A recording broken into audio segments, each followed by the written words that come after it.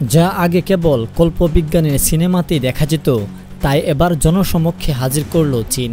বেইজিংয়ের রাজপথে অনুষ্ঠিত হলো ইতিহাসের সবচেয়ে বড় সামরিক কুচকাওয়াজ, যেখানে প্রদর্শিত হলো এমন সব বিধ্বংসী অস্ত্র যা দেখে অবাক গোটা বিশ্বই। সবার আগে নজর কেড়েছে DF-5C নামের নতুন আন্তঃমহাদেশীয় পারমাণবিক মিসাইল। 20,000 কিলোমিটার পাল্লার এই অস্ত্র দিয়ে বিশ্বের যে কোনো প্রান্তে নির্ভুলভাবে আঘাত হানতে সক্ষম চীন। তবে আমেরিকার ঘুম হারাম করে দিয়েছে চীনের নতুন প্রজন্মের জাহাজ বিধ্বংসী হাইপারসোনিক মিসাইল।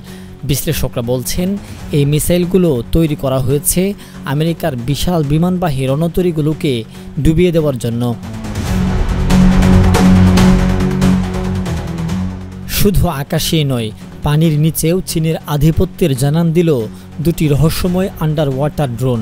এগুলো টারপেডো বা মাইন বহন করতে পারে এবং শত্রুপক্ষের অলক্ষ্যেই চালিয়ে দিতে পারে ভয়ঙ্কর হামলা।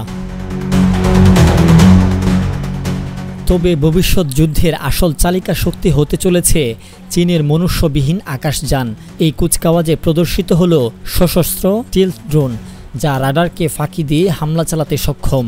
আরও ছিল উইংম্যান ড্রোন, যা মানব পাইলটের সহকারী হিসেবে কাজ করবে এবং আকাশ যুদ্ধের দৃশ্যপটই পাল্টে দেবে বলে মনে করছেন শ্রমর বিশ্লেষকরা।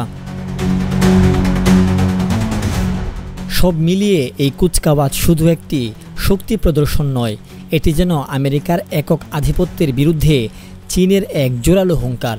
বেইজিং স্পষ্ট বার্তা দিয়ে দিল, সামরিক শক্তিতে তারা এখন আর কারোর চেয়ে পিছিয়ে নেই। কি হতে চলছে আগামীর বিশ্বে, এটা এখন দেখার বিষয়। আনোয়ার শাহ, বঙ্গপোস্ট।